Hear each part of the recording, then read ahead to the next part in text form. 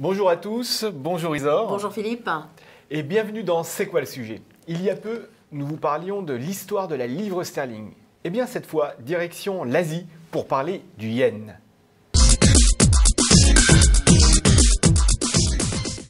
La première pièce japonaise a été frappée en 708 et il s'agissait du Wado Kaishin. Mais ce n'est que le 10 mai 1871 que le yen a fait son apparition pour remplacer une autre monnaie, le ryo. Le symbole graphique vient du latin, mais le yen s'écrit N en japonais, ce qui signifie cercle ou rond. La signification est d'ailleurs la même pour le yuan chinois et le won coréen. Auparavant, il existait deux subdivisions du yen, le sen pour 1 centième et le rin pour 1 millième, mais elles ont été supprimées en 1954.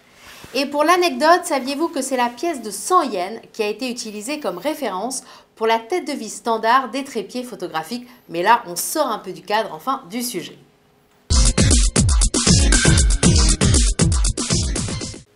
En 1933, le yen a été rattaché à la livre sterling, un système qui a perduré jusqu'au début de la Seconde Guerre mondiale. Ensuite, il a connu une forte instabilité.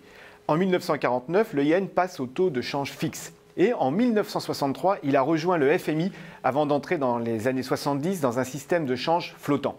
Quoi qu'il en soit, et quel que soit son système de taux de change, le yen s'est fortement apprécié depuis la Seconde Guerre mondiale, ce qui a freiné la croissance. Alors en 1990, le pays plonge dans une récession consécutive à l'éclatement d'une bulle spéculative.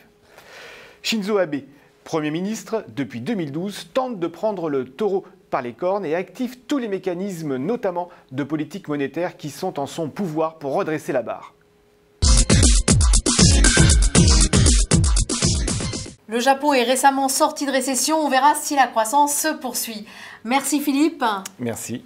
Quant à vous, je vous remercie aussi de nous avoir suivis et puis n'hésitez pas à réagir sur les réseaux sociaux avec le hashtag CQLS.